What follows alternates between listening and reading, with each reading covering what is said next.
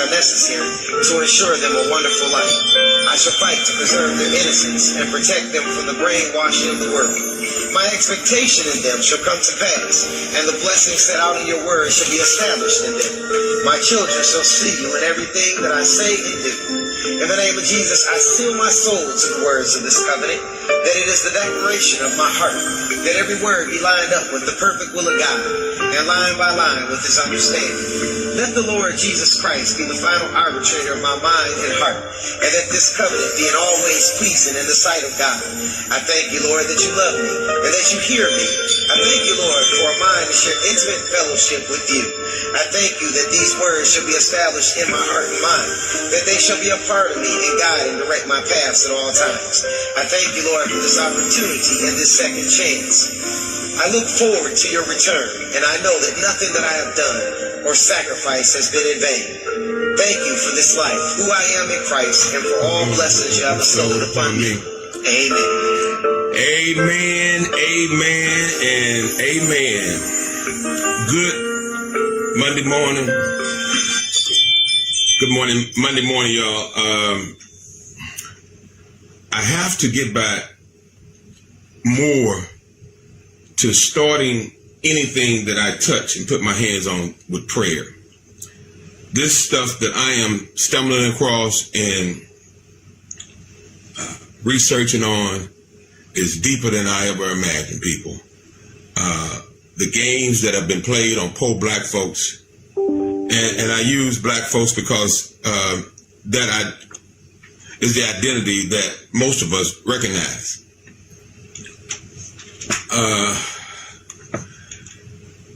Where I want to start this morning, people, because I promised to give these regular updates. This thing has been going on post-COVID. This is all, and the money, for the most part, most of it is post-COVID.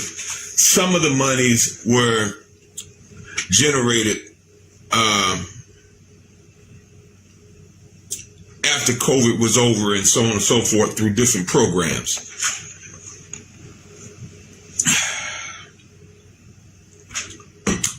Those that are elected to represent, and I'm speaking in terms of where I'm from and the area that I live in, which is North St.Louis City, the city of St. Louis. These people, and when I say these people, I'm speaking in terms of our local elected officials, started back in July of 21. This is a bill that was passed on July 9th. And I give out these days and this stuff so that people can have point of references and you can not have to take my word for anything I say. And while I'm on that, let me start once again by saying this. From day one, I have always encouraged people to, if you ever hear me say anything that is not accurate information, that is not truthful, I encourage you to correct me. I've always welcomed correction. I will do that for the rest of my life because I don't know it all. I don't know it all. But I have a strong sense of understanding to a great extent in certain areas. I rely off of a lot of times common sense, and that which is right oftentimes is very clear. Righteousness is not hard to see or to identify in most cases, unless you're a politician. Now, COVID-19 struck, our country and shut us down. Everyone was shut down. We all suffered as a result of COVID-19. The federal government recognized that and knew that they needed to act. And they did. They did. They put forth monies for recovery, monies for bouncing back, for lack of better words. I have to sometimes just speak in terms that we understand and stray away from all this language that they put to make it difficult for poor black folks to comprehend. Now, those that elected to represent us had the task, the duty, and the responsibility to cipher through this stuff that I'm ciphering through now, identify the resources and the monies, how the federal government laid out for them to get the money to poor folks. Because they didn't have to do none of this stuff that they're doing. The federal government made stipulations and requirements and guidelines for them to issue these funds. It was all issued by the federal government. What they did with the politics, and if anyone is not familiar with the city of St. Louis, we have a historical, shameful track record of politics in our community. The trick that has been perpetrated on poor black folks in North St.Louis City with this relief money is going to be written in history. And those that have been elected to represent us will be identified as the perpetrators. Rather than do the right thing, people, these folks are willing to make it seem as if I'm crazy, I don't know what I'm talking about, and try to destroy and attack me because I'm pulling the cover off of this layer at a time, and I'm going to continue to do that. Ladies and gentlemen, there was monies sent back in 2001, post-COVID, for poor black folks. I got into this as a result of the monies that was sent for poor black businesses in disenfranchised communities and neighborhoods. When I sat and watched the President of the United States, and it went over my head a little bit because I have been lied to so long and so much from politics that I didn't believe that they were telling the truth, but they were. What they said was, COVID shook our nation up. It shut us all down. And that we needed a jump start and get people back on track and get them off and going and get past this. So what they did was the local government, and I'm speaking in terms of now, our local politicians, they capitalize off of something that happened. If you listen to the speech and you listen to the State of the Union address back in 2001, the president made a big stink about the people that had scandaled PPP funds. There were people, because the country was shutting down, a lot of the stuff was done over the telephone and the internet. So there were people that were desperate and in panic mode and trying to figure out how to survive and found loopholes to create businesses overnight and create the illusion they had a business and got funds, which means that local businesses in our community, such as myself and others, didn't get anything. The people who really needed it and who were sent for didn't get anything. So what they did was they said, we're going to fix that, and we're going to go after the people that scandaled the system. That was the big thing that the media ran with. They didn't tell you about all this other stuff that came from the United Nations and the United States Treasury Department in conjunction with the American Rescue Plan money. Okay? They didn't tell you about that. So they focused on, the president said, we're going to go after all of the folks that scandaled the PPP funds. But they didn't mention about the monies that they were sending to local government to correct that by identifying the businesses that actually exist in what is called the HUD census tract.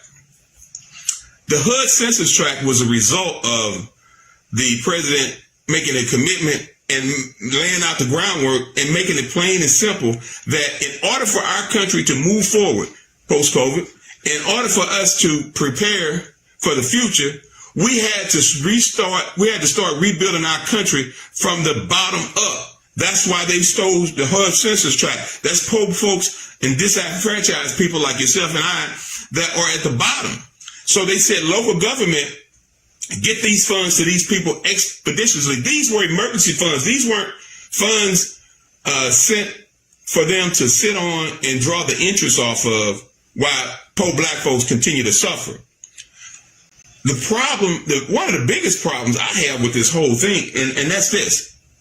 If, in fact, you are elected to represent me, every time there's an election, you come around to knocking on my door with this literature, talking about vote for me and I'm going to set you free, and I'll do this, that, and the third.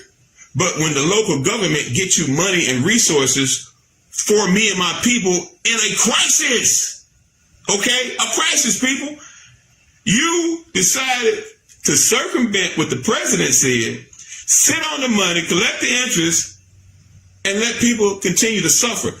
There's money in here for not only the small black businesses, but it's money for homeowners, home repairs. All these people that was riding around with these expired plates and tags that they was talking about, it was money in there to fix that.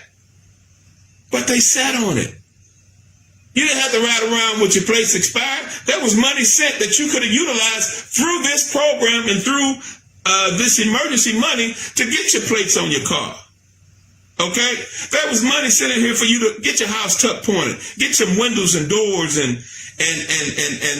compensate for the increase on gas bills, light bills, water bills, sewage bills, the increase on food. There's money in here for all of that, but they didn't want you to know about it because they wanted to be able to sit on it. And I just think it's despicable. I really do. And I'm not going to keep harping on that. I'm going to continue to organize and not ask, but demand that these funds are not held hostage any longer. There are folks out here that would rather go to jail than to do right by our people. Folks, these bills that they put in stipulations, a lot of this stuff is illegal, first and foremost. Let's be clear on that. And we'll get into that later. Where we are right now is that we need to not ask but demand accountability from those that say they're elected to represent us. They should not get away with what they're doing. Now, I know some of you all out there are friends with them and your buddies and you love them so dearly. But if they haven't done right by our people in our community, you should disregard that. And I'll tell you why. There is no way you can tell me that a so-called educated person with degrees can't figure out how to get funding to poor black people when you've been trying to represent them all along and declared that you wanted to help erase the Delmar divide, and the federal government sent money. And you're going to sit on the money coming up on almost 4 years later, and you're still sitting on the money and keeping it from the people? That's wrong, y'all. You can, and if anybody thinks I'm wrong for saying that, I challenge you to correct me. If you think it's wrong, I encourage you. I'm not going to challenge you. I'm going to encourage you to enlighten me and correct me. If you think what they've done with this money and the way they've handled this is right and it's in our interest, I want you to tell me that. I encourage you to. Because when you ride through our neighborhoods and our community and you see what you see, and the mere fact that emergency money, my business has been struggling for the last all the resources are sitting on the table. The federal government had made a commitment to bail all of us out. The instructions were, for those that missed it, and if you don't want to go to YouTube and call me out on it and pull it up and look it up for yourself, the president instructed them to identify these businesses. They didn't say nothing about create additional red line. We've been redlined for so long. We didn't need an additional tape. We've been going through that since the end of the so-called end of slavery. So now for those that are elected to represent us to try to circumvent what the president said and come up with these board bills that were illegal and one of the things I'm going to be laughing at is that of the 8 aldermen that voted to pass this stuff, only one didn't, because the one knew that it was illegal. So we'll get into that later. I'm telling you, people, this stuff is so deep and so thick that it's going to be written in history. We're writing our own history right now. The elected officials are writing their own history right now in how they mismanaged, misappropriated, and misheld this from poor black folks in North St. Louis. That money was not sent here to be sat on and collect interest. The instructions were, here, get started rebuilding from the bottom up with this. We know it's not enough. You can take my word for it. Listen, the president told him, say, this is not enough. But we don't trust you all the way, so we're just going to give you this amount to get the ball rolling, absorb that, send back and tell us how much more you need. Those were the instructions from the President of the United States to North St.Louis City. And the elected officials disregarded that and sat back and what they call strategic strategizing on how to circumvent that so that they can sit on the money and draw the interest. Now, last week when I was at the meeting that the guy that, because I was under the impression that the money wasn't here yet and that they were having to go through these systems to have it distributed. So Mr. Smith at St. Louis Development Corporation was asked the question, is the money actually here or is it there or where is the money? He said the money was sitting in an account, drawing interest. And my question was, do the interest go in the pot or do they get to keep the interest? Or are they trying to run the city off the interest? Those are the things that I asked and other folk at the meeting asked, and he couldn't answer that. So we really don't know what's going to happen with the interest or where it's going to go, who's going to be accountable for the interest. But that's neither here nor there. There shouldn't be any interest. The money should have been given to the people because it was emergency funds, ladies and gentlemen. I keep telling you, it was emergency funds. And that was, that was the reason the money was sent. And they knew that the federal government, when I say they, the federal government understood and comprehended that even after COVID, there was going to be residual effects to our economy and our people and our community. That's the reason they wanted to get the ball rolling, to get the resources to minimize the damage that had already been done so that we can move forward as a people, as a nation, as a country, not leaving out poor black folks in North St. Louis and building from the bottom up is what they said. I remember when I was fighting for the little $5,000. And Lance Knuckles said something to me. Lance Knuckles is one of the big shots down at St. Louis Development Corporation. They're gonna do what they're gonna do. Either you're gonna give me the money or you ain't. And I qualified for it, so I'm a free black man. I can say what I want to say as long as I speak the truth. I think I need to speak truth to power. This man told me that you have that much faith in your president. Those were his exact words.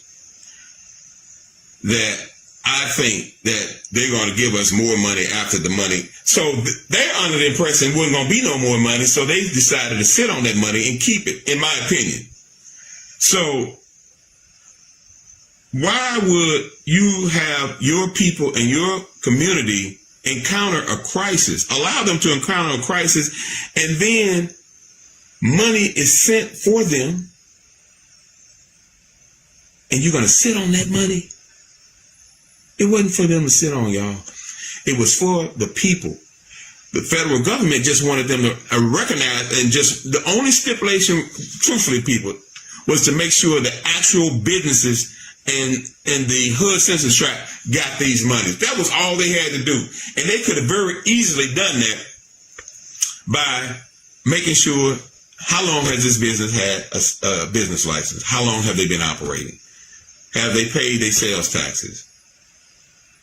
These are the things They could have went off of that and got the money to them without having to sit on them. But no, they're trying to get all up and intimidate. And they did that. They intimidated some folk. Because if you remember, if you go back and you find the tape, when I told you all 2 years ago that when I was fighting for the $5,000 that I learned about, only 37 people had filed for this money in the 11 corridors. Okay? Because they didn't know. Many of them didn't know. And many of them were and the ones that did know was intimidated because historically in the city of St. Louis, politicians have been vicious. They dangerous. I'm going to tell you just right off the rip, they are dangerous. And the things that they perpetrate and pull on, it intimidates. It kind of reminds me back of and when I read in history about how slavery was, and when I read how when the slaves were set free, and there was some slaves, most of them in the house, they called them house Negroes, they didn't want to tell the field Negroes that they was free because they knew that they weren't going to leave, because they thought what they had was nothing was better than what they had being in the big house. So they wanted to keep the field Negroes blind to their freedom so that they can continue to stay there and not have to have them go out in the field because they wasn't leaving. So they hid the information from the people. Same thing here. It's history repeating itself in a different form on a different level. So what I'm saying today and this morning, because I got to get back to work, I am continuing to organize. We have formed our committees. We do have a committee now that's going to be working on a united front, and we're going to be expeditiously seeking a emergency town hall meeting in the days to come. Because a lot of our people are tech savvy, the town hall meeting will be limited in seating, so we're going to have a Zoom portion of the town hall meeting so that those that can't get out or want to stay engaged and involved will have access. So we're working on setting up Zoom capabilities for the town hall meeting. I will not sit idly back and continue to allow these people to do what they're doing to us. I'm not going to do it. You can if you choose to. That's your prerogative. But I am going to make sure I do all I can to seek these funds. And let me share this before I get off of here. This was one of the original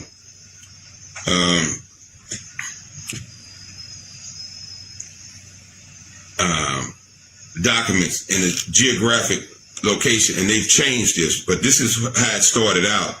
Originally, it says, please review maps to determine corridors, HUD qualified census tracts, and eligible neighborhoods that contain a portion of one of North St. Louis commercial corridor. This is for the black business that I'm speaking in terms of. Grand Boulevard would run from North Grand Boulevard to Delmar to Blair.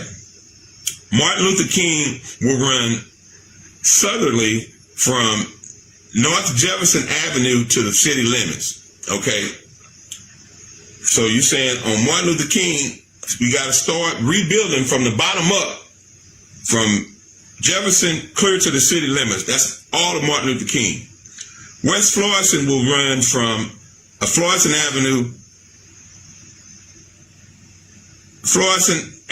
will run from St. Louis Avenue to 14th Street.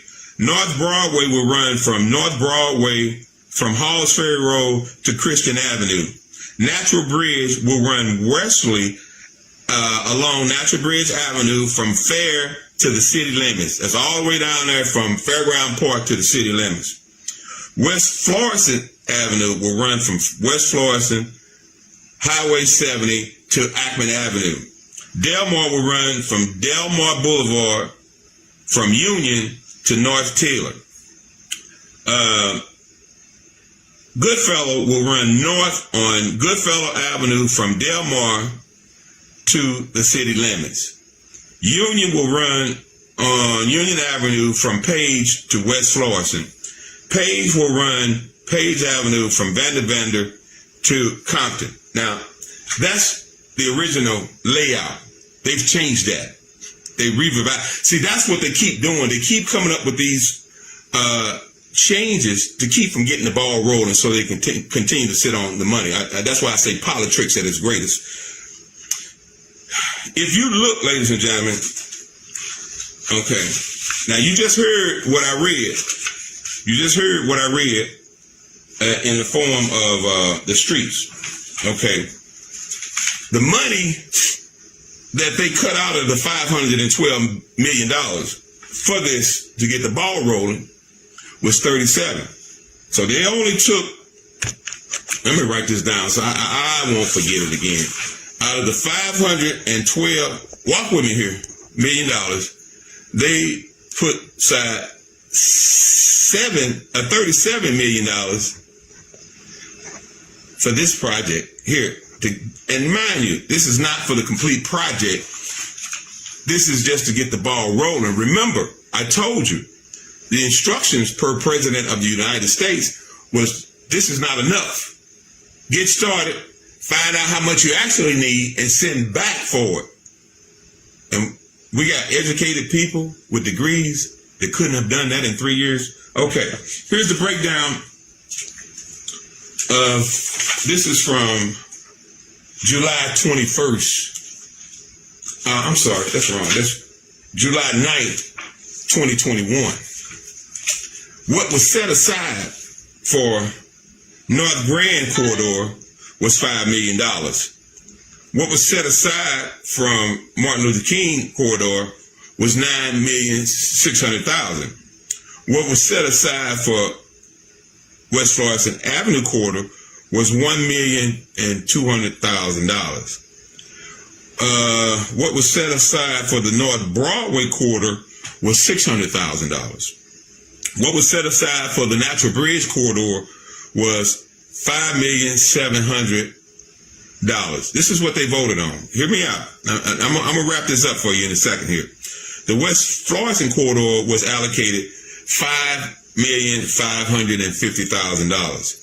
The Delmar Corridor was awarded $1,100,000. The Delmar East Corridor was allocated $1,300,000. The Goodfellow Corridor was allocated $1,125,000. Union Avenue Corridor, that's where I sit on Union, was allocated $4,500,000, $4.5 million. The Page Avenue Corridor was slated for $500,000, and the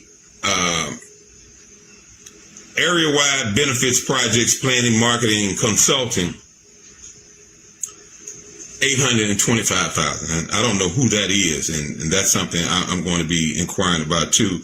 Area-wide benefit projects planning, marketing, consultants was awarded $825,000. So the people that have only people that have gotten any of this money are the consultants, and the poor black businesses are still coming up on almost 4 years later, haven't gotten anything. Now, I read all that to you all so that you can understand what I mean when I say that the president told them that wasn't enough. And they knew it. So what they were supposed to do, because these were emergency funds, they were supposed to expeditiously, and I question if it was not more than $37 million that they were supposed to cut out of that pie. We're still working on that piece, but we're just going with what they laid out thus far. So when you look at these numbers that I just shared with you, you know, and I know that from Jefferson Boulevard to the city limits, $9 million. I'm gonna get this right. $9 million, $9.5. I'm just gonna say $9.5 million is not enough to build from the ground up and redevelop Martin Luther King from Jefferson to the city limits. Make it make sense, people. Use common sense here. That's not even enough almost to do 4 or 5 blocks.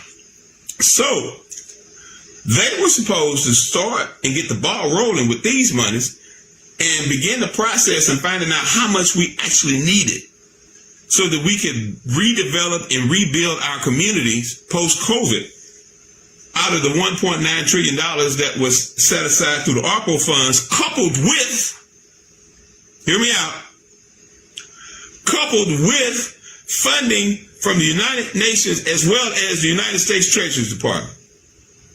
Okay? So, we are really being duped on this one. And we don't have proper representation. These town hall meetings that they've had, oftentimes I was at work and couldn't make them and so on and so forth. It hasn't been very few, and they haven't been that really transparent and open about, because not once have they shared with you all about emergency funding, especially for the poor, disenfranchised black businesses in our community and poor black folks as a whole.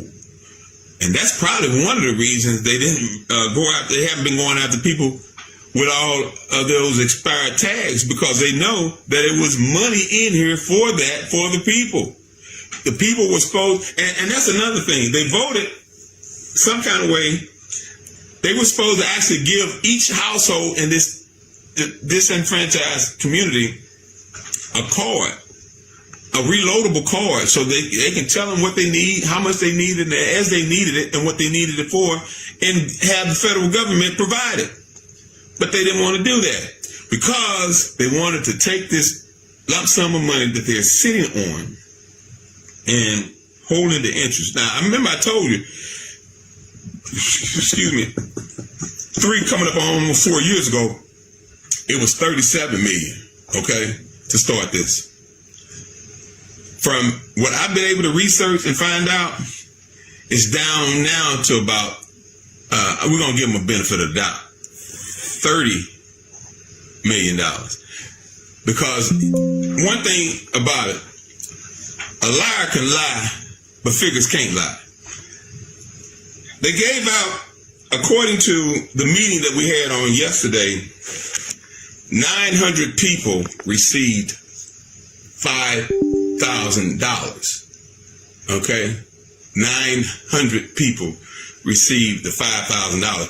That was supposed to be 900 disenfranchised businesses in the North Quarter, in the Hood Census Tract, for the 11 corridors. That was supposed to have been earmarked for those people in the 11 corridors in the business areas for businesses. So it should be 900 black businesses in these 11 corridors that receive the $5,000, which was emergency release money in a distressed time that was supposed to have been given out back in 2001. Okay? I can show you all this. I know what I'm talking about here, people. So now they're down to 30 because you had to take away the $4.5 million for that, coupled with the $2-3 million that they spent on consultants and SLD, whatever it is. Here, let me show a little courtesy. Where is it at? It's SLDC. So what I'm saying this morning, I told you all I was going to reach out to the Congresswoman, and I did. And I've been going for a couple of months. This is about this. I got to ask Brother Bob, because he remembers, we went down there a couple of months ago and didn't get anywhere because we were trying to get some information back then. I went back down to the Congresswoman's office on Thursday, I believe it was. I went down there Thursday. It was Wednesday or Thursday, one of those days. I've been so, of last week. And initially, I was only offered a calendar. I still got it though. I'm gonna put it up sooner or later. I should have got two, but this is what, when I went talking about this stuff here and wanting the Congresswoman to intervene, they offered me this, people, a calendar. Then I got a phone call on Thursday from our congresswoman's office, not the congresswoman. It was from her office. And explained to them what it was that I was seeking. Because, listen, I didn't come for no fight. I came to get what was sent here for me and my business post-COVID from the president and the United States of America. So when they called from the office, acting like they didn't know what I was talking about, and the lady listened, Miss Benton is who I spoke with. Write her name down again so I can remember. Miss Benton, Joy Benton is who called me from the Congresswoman's office. And she told me I had to fill out a form online authorizing them to look into this and intervene. They should have already been aware of it, shouldn't have to look into it, but I'll play their game for a moment. So I went online and I filled out the release form, the Privacy Release Act of whatever they call it. And when I did that, they sent me a confirmation email. And I'm thinking about that. I better write that down for they go on for somebody hack in here and get it out of my email. I'm going to write that number down. But she called me that Thursday and she said that once I signed that form and they were going to call me the following day, which was Friday. I didn't hear from them Friday by 3:00. So I shot an email for an update. And she responded back at 5:15 on Friday, asking me had I signed the form, which was kind of problematic for me, and I tell you why. After I signed it, I then went back into my email and sent her an email letting her know that I had completed that form the day before. So why would she then send me an email the next day and ask me? Is beyond my comprehension. But I'm going to stay positive on this and hope and pray that the Congresswoman gets back to me, because I did request a meeting with her on this matter. I understand that she sometimes is in Washington and what have you, and this, that, and the third. But because of today's technology, if she's unable to meet with me in person, I requested a Zoom meeting with the Congresswoman so that we can talk about this. And one of the things, I think, because I'm not as dumb as they want me to be, they're prolonging trying to research me and find out some stuff about me. But if they do their homework correctly, they're going to find out that all I've been trying to do is sell some barbecue for the last 14 years and survive in this world. I ain't been trying to protest on nothing. I ain't been trying to fight nobody on nothing. But when you tell me that the federal government then sent monies for my business post-COVID and my business suffered drastically as a result of COVID, I want those funds. I need those funds. And if I didn't, I wouldn't even be going through all this. But we're on the verge of another string, and we haven't recovered from the first string. And they're continuing to sit on this money, and anybody that doesn't think that that's wrong, something wrong with them. And if those folks that are saying that I'm begging the mayor, I'm not begging the mayor for nothing. That money does not belong to the mayor. That money was not sent here for the mayor and her administration to sit on. That money was sent here in the form of emergency funds to fix up some of the ills that was caused post-COVID, as well as prepare us for the next stream. And that has not been done. And if you all think that that's okay, that's on y'all. Y'all entitled to y'all feelings and y'all opinion. I respect that, but I don't. And I'm going to do all that I can in my power with what God provides for me to seek that which was provided for my business and my people in my community. I don't want just King Prince Barbecue to get this. I want to see my whole neighborhood look better. I want to see other businesses benefit from this money that they're sitting on that they're not supposed to be sitting on. I want to see my community look better than what it looks. We have been redlined and blackballed for so long as a people in the community, and now the federal government has stepped up and provided resources for our people in our community, and we should allow those that are elected to represent us to sit on that money and say nothing, to not try with all your heart and soul to make them cough it up. Cough it up. Unhostage that money, because we're stuttering, suffering post-COVID. The COVID devastated all of us, not just me and my business, but it affected all of us. It shut down everything and everybody. But they're trying to swindle and get these monies to the black churches. They're getting their cuts. Yes. Election time is coming up. The black church is going to be well taken care of. Trust and believe that. They're going to get more than anybody. I don't think that it is right to sit back and say nothing about this. I think that this is, in history, going to be one of the darkest moments for black folks, because we sat back and allowed those who are elected to represent us mistreat and allocate and not allocate these funds to the people that it was sent here for. That money was not sent to be sat on. That money was sent to get the ball rolling, to rebuilding our communities and our neighborhoods from the bottom up. And they were supposed to start with the hood census tract. That's the most disenfranchised folk in this community. And I want folks to be aware, and don't take my word for none of this stuff. You can do your own homework. I'm encouraging any and everybody that cares about our children and the future of our children to look up and research the Recompete pilot program. It's all kind of money set up for education.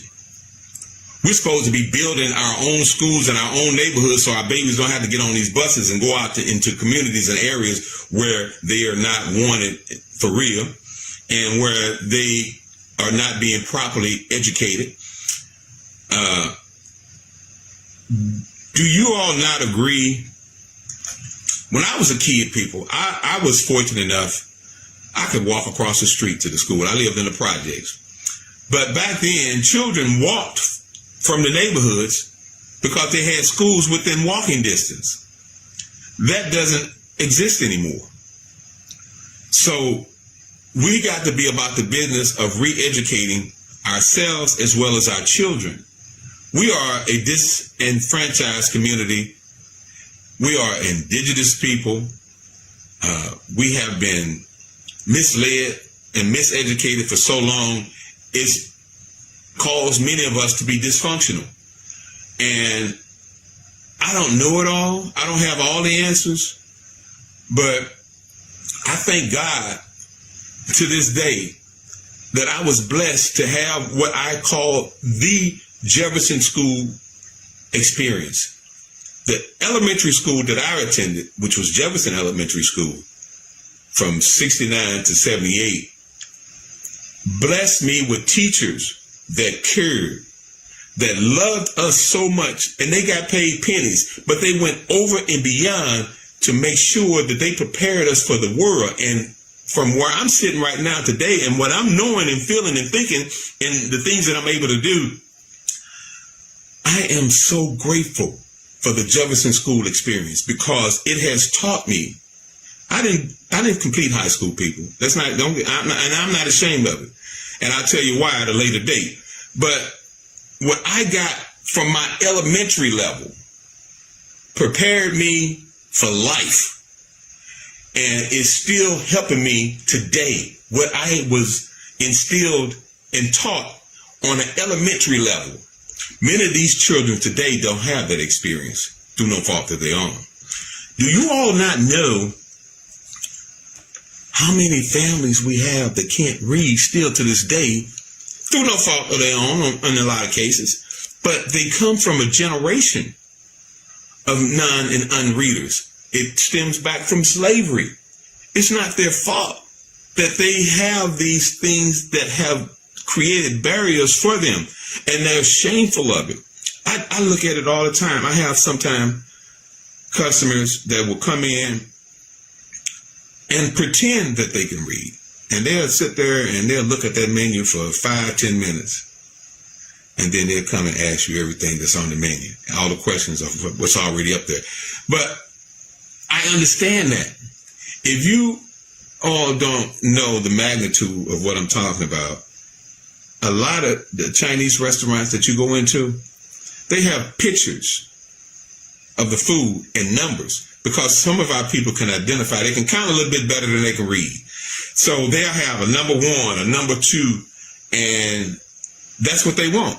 Based on that picture, oh, I want that, number 1. Number 2, they can't call or read what it is, but they can call the number. And that's the reason that system was put in place. But we can fix that. But it's going to take all of us working together collectively to correct that. We got to start re-educating ourselves and our own people, because the educational structure didn't work for all of us. It didn't work for all. Some folks fared well. Some folks got through it. Some people got, with the right support. But there were many that were left behind. And that's what this Recompete pilot program is aimed to fix. There are so many funds available that they're not telling us about.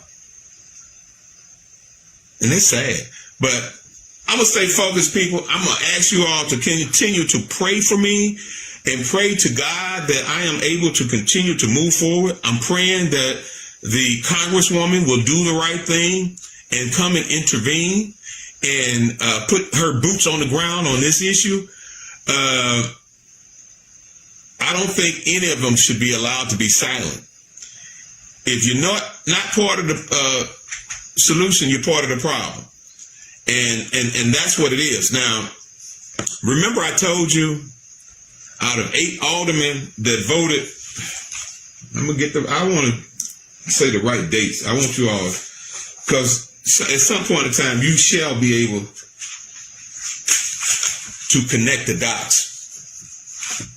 When Louis Reed was down there and at those meetings and they was going back and forth, I said, wow, would they cut it out and get this money to the people? So once they got Louis out the way, I said, well, blow me down. The ball's finna start rolling now.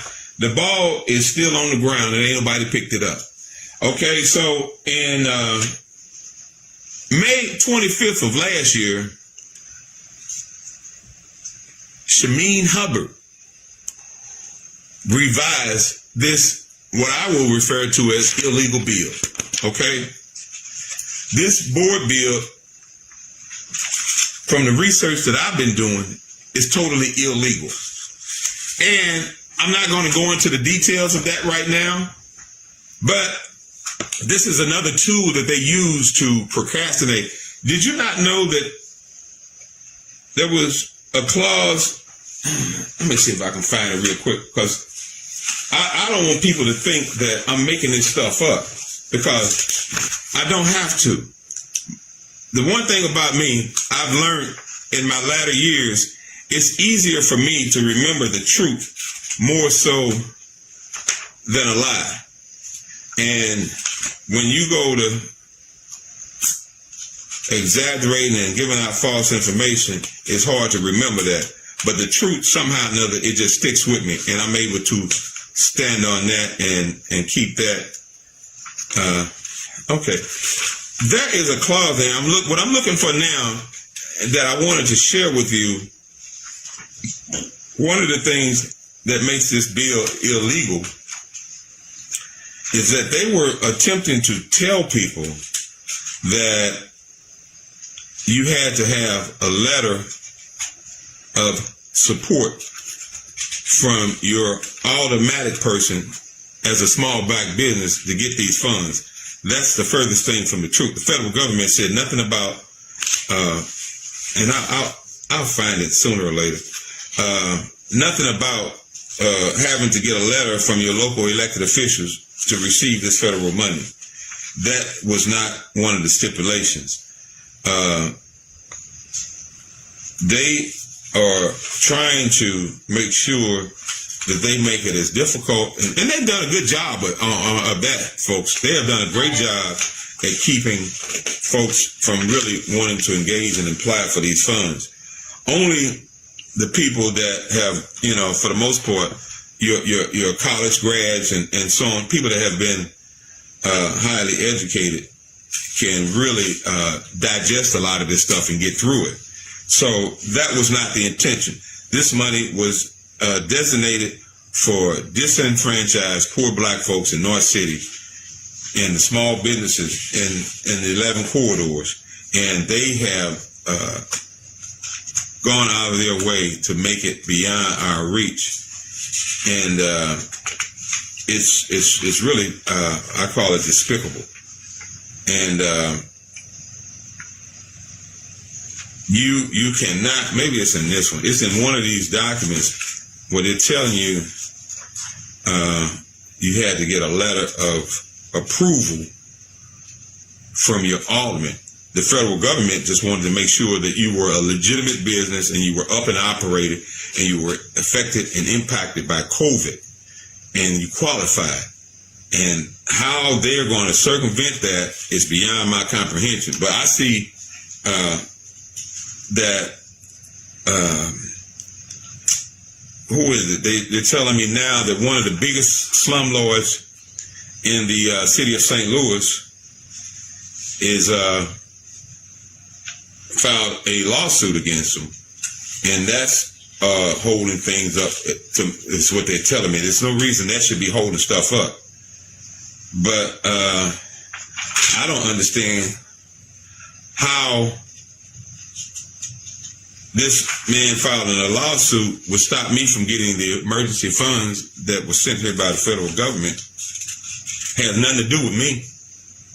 And that's Paul McKee. You all may have heard that name before, but it's been brought to my attention that he has filed a lawsuit. I'll find it later. But they were trying to tell you that you had to have automatic letter from an alderman.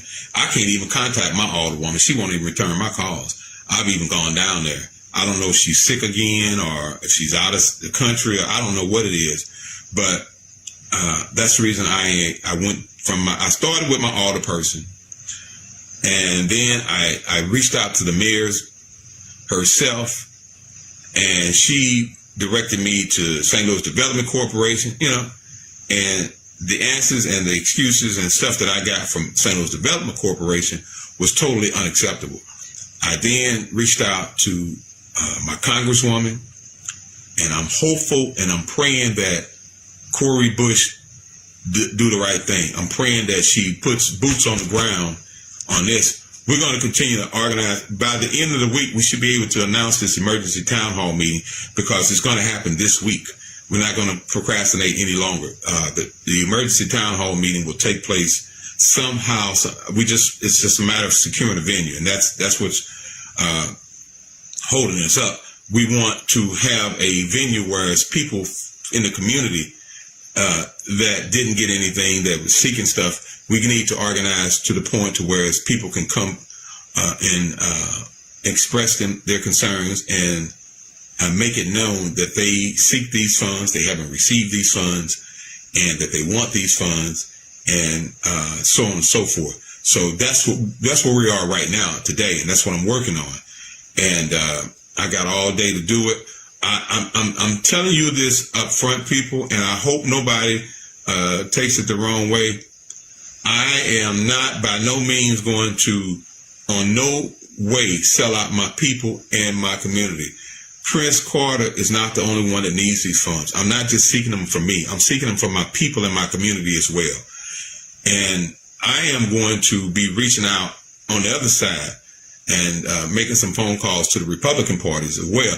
We have United States senators that represent our area. I'm going to be asking for their representation as well, because they were elected to represent this jurisdiction, this area. And there's no reason to give them a free pass either. So that's what I'm on. That's where I'm at. I'm going to ask people to continue to pray for me. I need your prayers. If you're scared, stay at home, but pray for me while you're there. And if you are afraid to speak truth to power, just pray for me. I'll do it for you. If you are not engaged anymore, just pray for me. I'll engage for you.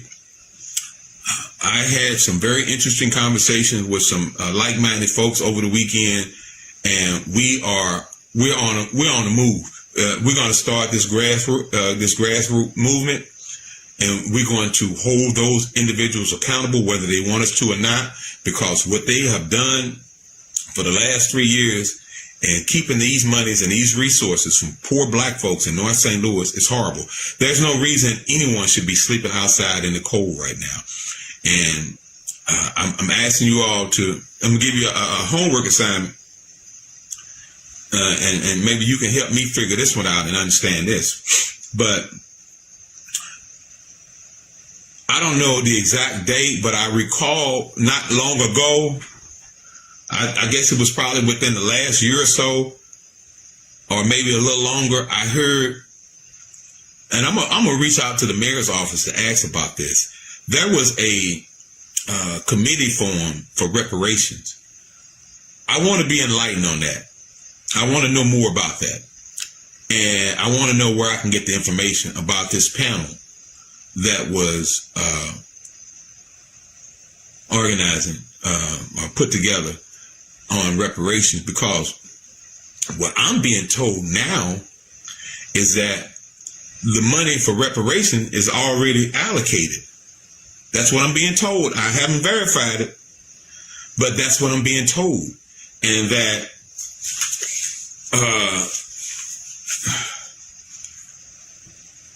we have been reclassified as a people. And that's the reason we need to understand this piece about what indigenous people are and who they are, and why was this committee formed on reparation? Why are we on the dark? Because I'm not enlightened. If anybody knows about that more detail, I'd appreciate it if you would share it with me or give me some point of references where I can do a little homework on my own. But why did the mayor form a committee on reparations? And where is that committee at? And when do they meet? And have we have an update from them yet? Those are some of the things we need to really open our eyes to and pay attention to, folks. But I want my reparations. If I could just get the interest from the 40 acres and the mule, I'd be good. But in the interim, I'm going to focus on this 11 corridors and the North St. Louis Development Business Grant and the emergency funds that were set aside post-COVID. And that's what I'm on, people. I got to hop off here. I got so much stuff I got to get into, and I got phone calls I got to make. But I want to thank you for taking the time to listen. I'm going to be creating a podcast where we can converse and people can talk back and forth. I'm on the verge of hopefully coming up with this internet radio talk show that we can talk about these things and get daily updates on where we are as a people and what we need to be about the business of doing and which direction we need to be moving in to secure our fair share of the pie and not be left out. I don't think that there should be secret groups getting funding. I don't think there should be the buddy system going on getting.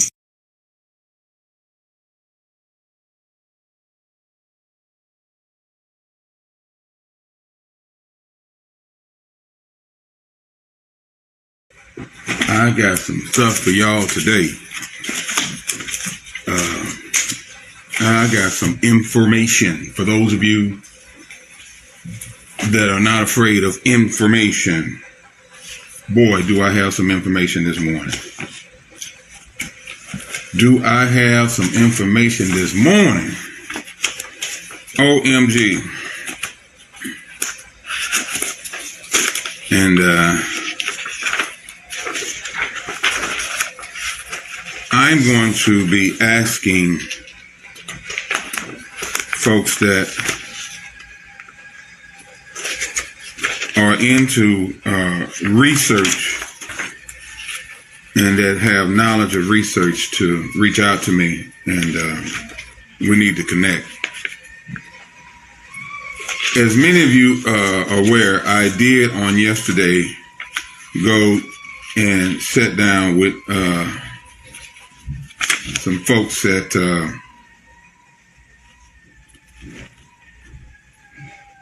St. Louis Development Corporation.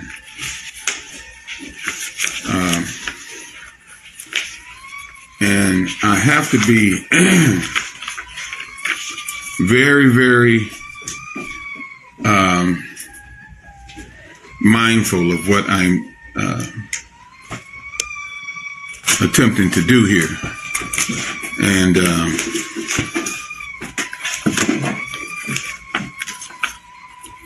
there is a document that I'm looking for, and I hope it's in here. It's in here. There's so much. I went down and ended up having to go to school, y'all. That's the bottom line. I got to go back to school.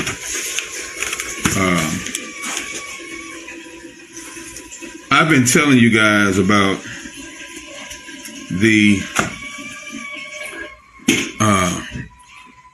resources and funds that they're holding hostage. Lo and behold, I'm finding out that it's not just the $29-30 million. It's hundreds of millions of dollars that are slated for poor folks in North St. Louis. Okay. I said, let me say it again. There are hundreds of millions of dollars in resources slated for our community in North St. Louis. And I'm going to peel this back like a onion, one layer at a time. And I'm not going to be able to cover everything this morning. I'm going to cover some things this morning, what I've learned and what I found out. And let me start by saying I went not only to St. Louis Development Corporation, I then went to City Hall attempting to reach out to my alderwoman who hasn't been returning my phone calls. And I went down there to request to schedule a meeting with her. I then went to Congresswoman Cori Bush's office. Only thing they was willing to offer me was a calendar. Okay? And told me that I have to go and request a meeting with her online. You can't go to the office and request a meeting. You got to go online. So if you're not, I said, what if you're not on? And she said, well, you can go to the library. And so they're making it harder and harder and more difficult for you to reach. Why would you have an office if I can't come in and speak with you, or at least set up a meeting to speak with you? Is behind my comprehension. But these are the games people play. And I'm going to tell you right now, people, I'm going to tell you right now, God is my witness. I am so disappointed and so frustrated about the hostage situation as it relates to the resources that were sent and allocated for my community and my people. Many of you may not need any of these resources. Many of you may not need any of this money, but I do. I so desperately need it, and I want it, and I'm seeking it because it was sent here on my behalf. And let me say this first. If there's anybody that's elected to represent us that does not have knowledge or any information about these resources that have been designated for our people in our community, they don't need to be representing us. I don't care who they are. They are failing us. You hear me? All of them. I'm not calling nobody individually. I'm saying from where I'm sitting and the information that I'm looking at and the resources that I'm seeing that has been allocated, let me tell you, this is what they call politics to the greatest extent. This is what we're experiencing as poor black folks in North St. Louis City is politics to the greatest extent. And I'm going to tell you why. They are attempting to have us become crabs in the barrel. When I first went down there for that, to seek that $5,000, I was told then that only 30-some people had applied for the small business grants. And that was, in my opinion, unbelievable, considering the conditions and the state of our community. These funds are designated for poverty-stricken communities. That $512 million that the city got was just a drop in the pot. It was just a beginning to what was to come. We were assigned, well, not we, but our elected officials were assigned a task to identify the needs of the people in these poverty-stricken communities. The disenfranchised is what they call it. And I'm going to give you, get a pen and paper. I'm going to give you some point of references for those of you that don't believe what I'm telling you. I'm going to give you some point of references so you can go back and check them for yourself. These people are attempting to pretend as if it's only $37 million for the small business grant. That's the furthest thing from the truth, people. There are hundreds of $millions allocated. The $37 million because of the corruption in local government, and we have an infestation of corruption locally here in our government. The feds decided to send a little bit to get the ball rolling, and then told them to send back for what else you need. They're holding the little $33 million hostage. It's not even $33 million anymore. It started out at 37. I think we're down to about 30 right now. And not a one black business that I know of, and correct me here if I'm wrong, I challenge anyone to correct me. I always welcome correction. But in 3 years' time, can anyone tell me or identify, point me in the direction of any African-American business that has received anything other than the $5,000? Anybody? So the $5,000 was supposed to be emergency funds. The money that they're holding hostage now that was supposed to have been given out 3 years ago was emergency funds, post-COVID. These are the monies and the resources that came from the $1.9 trillion. I know what I'm talking about. If you don't believe me, do your own homework. Okay.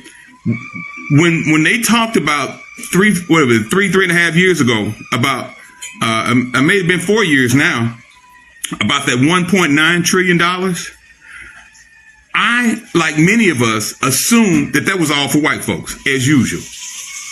But we as a people and as a community were not left out. There are hundreds and hundreds of millions of dollars slated for our people in our community that are being held hostage by those that look like you and I that are supposed to be representing us. White folks laying back say, let the Negroes fight amongst themselves. They getting a kick out of this. They laughing at us because those that we have elected to represent us are not doing right by us with these funds, people. They're making it almost impossible for many of us to get it. And the way I see it, I just learned this yesterday, that I can't even get any of the money, according to this, without a letter of approval from my alderman. Ask me this: how the hell I'm gonna get a letter of approval from my alderman, and my alderman won't call me back? When I go down there to the board of aldermen, I can't get a meeting. How am I gonna get a letter from anybody? I can't even go to my congresswoman's office and seek a sit down with the congresswoman. The congresswoman bears responsibility in this. She has some responsibility in the neglect and the denial and the hostage holding of resources to black folks in North St. Louis. Don't get it twisted. I'm not giving nobody no free pass. I'm just calling what I see. And if I'm wrong, if I am wrong and where I'm wrong, I'm challenging and encouraging anyone to correct me. I want correction. But you got to have a point of reference. You got to be telling the truth. You can't just lie and make up something, because I ain't going for the okey doke no more. You can't put the banana in my tailpipe because I'm looking at you. So what I'm saying is this. Y'all can continue to sit back and ignore this if you choose to, but I'm telling you, it's despicable what they're doing to North St. Louis. It's despicable what they're doing to poor black folks. And those people that are elected to represent us should be ashamed of themselves. People, I got to calm down for a second here. Let me get my composure back. There's money all over for our community and our people. And it's been there for coming up on 4 years. Why don't we have it?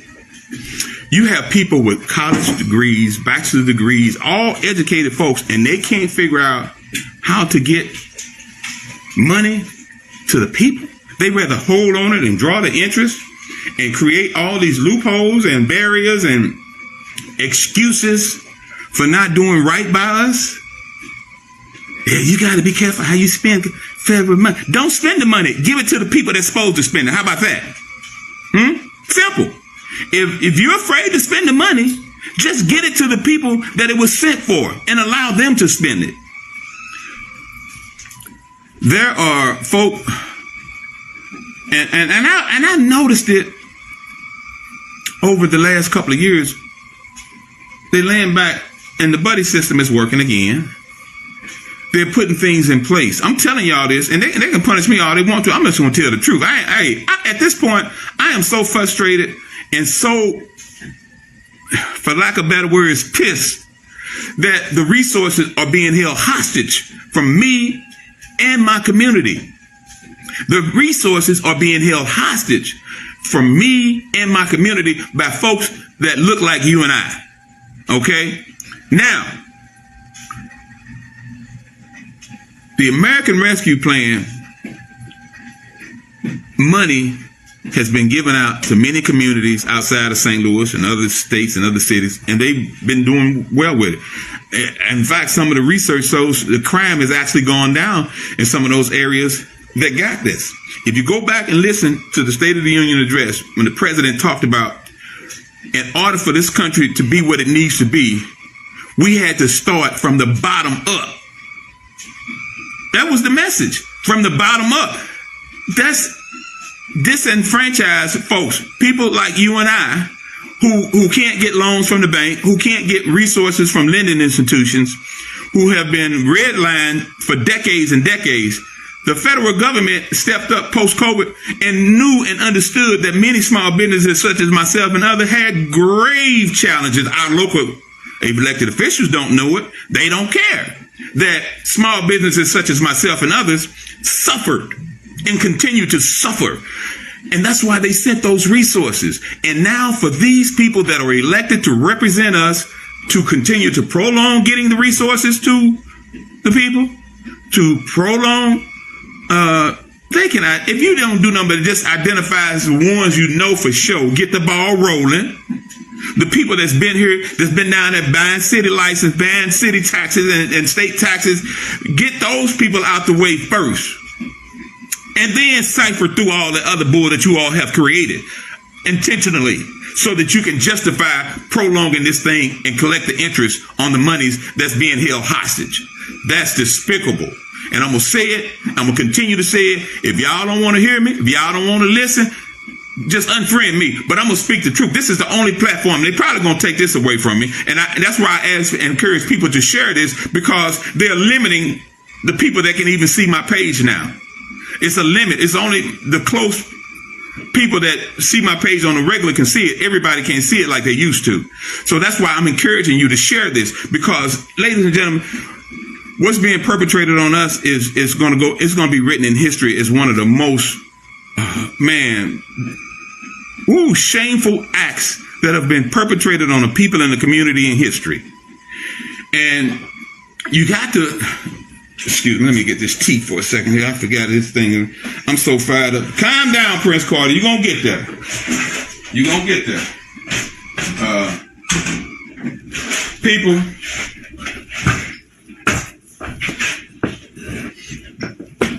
I'm telling y'all,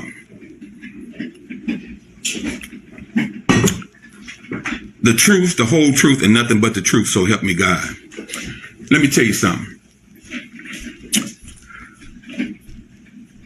Before COVID, as a small entrepreneur, businessman that wasn't getting any funding from the banks or lending institutions, I fared pretty decent. I was making it without them.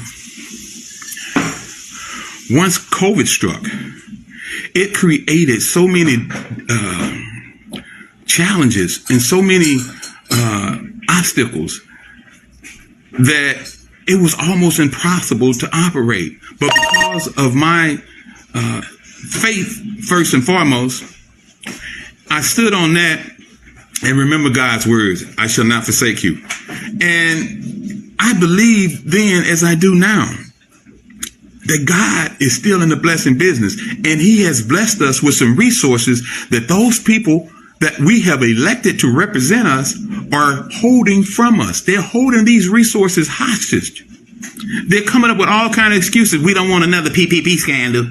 You don't have to have a PP scandal. There are businesses that have been operating, that you know have been operating, that you can get some of these resources to in 3 or 4 years. If you got all these degrees and all this so-called education, if you don't know, come to get me. I'll show you how to do it where you won't get in trouble if that's what you're afraid of. You don't have to spend the money. We can't spend government money. You don't have to. It's not for you to spend. The money was sent for you to get it to the people in the community that so desperately need it. That was the purpose of them giving so much money. They know that COVID had a great impact on the world, not just the black community, but the world. And they wanted to take care of white folks. So if they're going to take care of white folks, they got to throw something over it for the Negroes too. But guess what? The Negroes are holding the money hostage.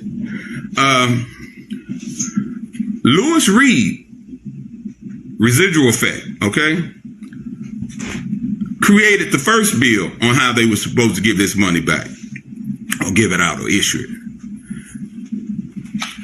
Then in May of last year, Hubbard revised it or amended it or whatever language you want to use. But I've turned in not one but 2 applications for the same grant money that was supposed to be given out 3-4 years ago, and I qualified for it. They didn't get back with me. I went down there again. That was one of the things I asked for at the meeting, a copy of all of the documentation that had been turned in on my behalf. They said my package was 100 complete. If my packet is 100 complete on some emergency funds that were sent, why can't I then get those resources? But the reason is they want to continue to let it sit in the bank and get the interest. Now, nobody knows where their interest is going to go and what's going to be done of that. They don't want to talk about that. Nobody can answer that. And I'm telling you, people, this is despicable.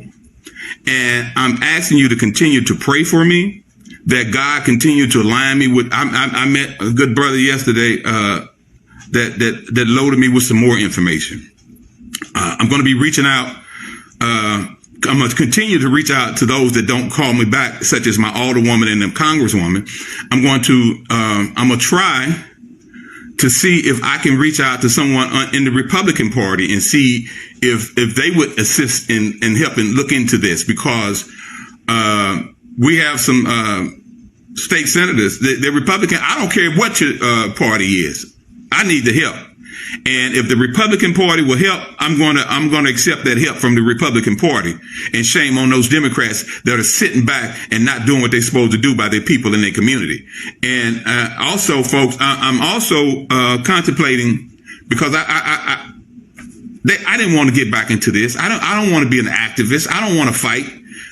But they're forcing my hand. They're forcing my hand. And one of the strategies that I'm going to be working on, and I want you all to hear me out and understand, and please respect my decision to go this route. But in these upcoming elections, I'm going to be encouraging folks to boycott. And I'm not going to tell you not to vote, because that's the first thing. You don't tell people not. No, we can vote, but we can go to the polls and write in none of the above, because none of them are working in our interest. So that's one of the strategies that I'm leaning toward. because you can't just, silence is acceptance. And if we get enough people that went to the polls and wrote in none of the above, the message will be sent that you can no longer disrespect us as a people and as a community. So those are some of the things that I'm working on.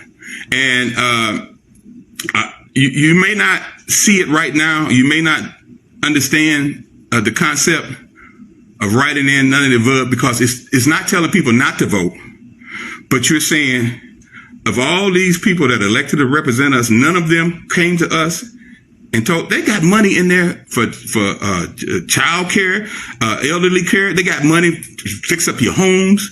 All these funds are available that they're sitting on and holding hostage. Connect the dots. I'm going to let you figure this one out. Why did the mayor put a panel together about reparations? Do your research, do your homework. You figure that one out, because I got to focus on trying to get the money that's so desperately needed by my business. And the banks won't give me a dime. I can't get any funding. The only people that are willing to loan me money are these, what I call them, long sharks. And I don't want to, I shouldn't be forced to go to a long shark when the federal government has set aside funds for my people and my community and small businesses such as myself and others in my community. So I'm not going to deal with the long sharks. But I'm asking you all to pray.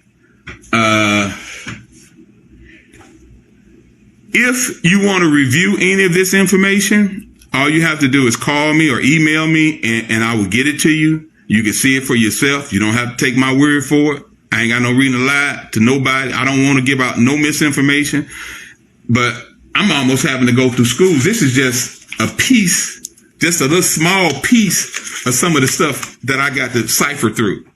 Okay, this here, look, just a little piece of stuff that I'm trying to digest. And I started last night and I got tired, went to sleep. I still got to go through all this stuff. But the money is there. The money is available. Our elected officials are holding these resources hostage from our people in our community. One of the things we want to ask ourselves is, when they did the revision on this thing, out of the 8 aldermen that voted back in May, was it May or March? I don't know.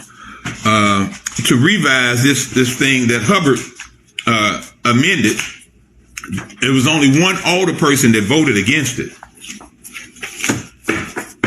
And it was the reason that one alder person voted against it. I don't know what it is, because I can't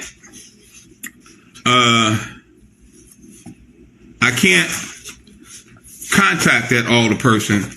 They're non-responsive at this time. But Sharon Tice is the only one that voted against it, and it was a reason for that. And I'd like to speak with her to find out, because I'm still going through this stuff, and a lot of it is BS.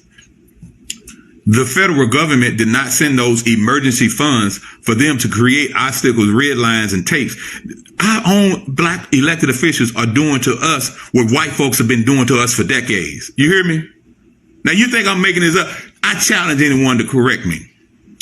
I'm going to say it again. Our elected officials that govern North St.Louis City are doing the same thing to us that white folks have been doing for decades, and it's despicable. And nobody else wants to talk about it. And I'm hoping and praying that you please share, because somebody's gonna try to correct me on something, and if they do, they're gonna be in for a fight, because I know what the frackle-knackle I'm talking about here. There's no reason that resources were sent coming up on 3-4 years ago, and we haven't gotten them yet. Emergency funds, emergency resources, post-COVID, that we are not being allowed access to. I told them I don't need the money. I need the resources. Okay? Give me the resources. I can account for every dime that they put in my hand. I'm not going to do anything wrong. I'm not a crook. I'm not corrupt. Okay? Don't get it twisted. I'm not finna funnel with that money. I'm going to do what it is intended to do. And that's help save my business. And that's help us expand and grow and continue to thrive so that we can be competitive and more diverse in our resources to attract a more diverse clientele to our community. And those that are elected to represent us are holding the resources hostage.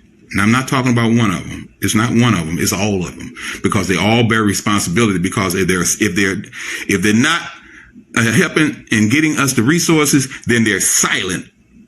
And if they're silent, they're in an acceptance to the resources being held. Okay, so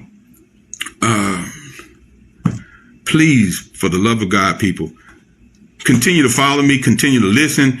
If they take me off this platform, I don't know. I'll try to find another way to get the information out and get folks involved, engaged. We need to not sit back. There's no reason our communities need to continue to look the way that they look. You're not hearing anybody talk about allocating necessary funds to the mental illness and drug crisis in our community, which is a large portion of the reason those funds were sent, because of the poverty-stricken conditions created by infestation of drugs and mental illness. And they're silent on that. They are sitting around trying to figure out how can they get the most out of the package. Not, okay, let's get this to Union Boulevard. Let's get this money over here on Natural Bridge. Let's get this money over here up and down Martin Luther King, so that the people can see a sense of hope, a sense of, what's the word I'm looking for? A sense of commitment to our people in our community, that help is on the way. We ain't got to continue to suffer. We don't have to continue to live under the conditions that we're living under. The resources are there. And why did they strip Sharon ties of her seniority? I don't know, but I believe with all my heart, had they not done that, we'd be better off. But I'm not going to play that political game. I'm not concerned with who did this and that and the third. But I do know this. If and when Sharon is properly engaged, she's informed, she knows how to deliver. But if she's down there ostracized and it's her against seven, she won't be able to get very much done. But she's playing chess, not checkers. So, in the interim of all that, our community and our people continue to suffer from lack of resources that are being held hostage, and that's dead ass wrong, people. And I'm encouraging you to allow your voice to be heard. I'm allowing you to comment. And again, I say it all the time. If I said anything wrong, if you ever in life hear me give misinformation about anything, I strongly encourage you to correct me. I welcome correction. I don't know it all. I don't have a master's degree and all. I ain't been to college. Okay. I'm just a little poor black boy from North St.Louis that knows right from wrong and has been instilled with some values and some sense of respect for myself and my people in my community.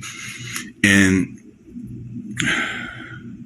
it's very frustrating even having to talk about this, people. It's very frustrating because I shouldn't be where I'm at. I shouldn't be having to talk about this. Those people that have been elected to represent us should have done right by us with these funds and these resources, and they should have expeditiously got them to the people that so desperately need it. They know that we all, not just me and my business, you may not have a business. You may just be a worker 9 to 5. You suffered as a result of post-COVID. There are resources for you in this package that they're sitting on. The resources are being held hostage. I'm going to be making some calls today. I'm going to be trying to talk to whomever and everyone that would listen. And I'm praying to God that I stumble across the right people and the right person to get me in the right direction, because the way it's looking, the only way I'm going to be able to get these resources is to file a lawsuit, which I don't have the resources to file a lawsuit. And they know this, because if I did, trust and believe me, we'd be down there this morning filing a lawsuit. But since I don't have those, I have to take other measures. And I'm going to organize to the best of my ability for those that want to join to seek these resources. And if they don't do right and they don't release those resources, I'm going to be advocating, encouraging folks to boycott at the polls.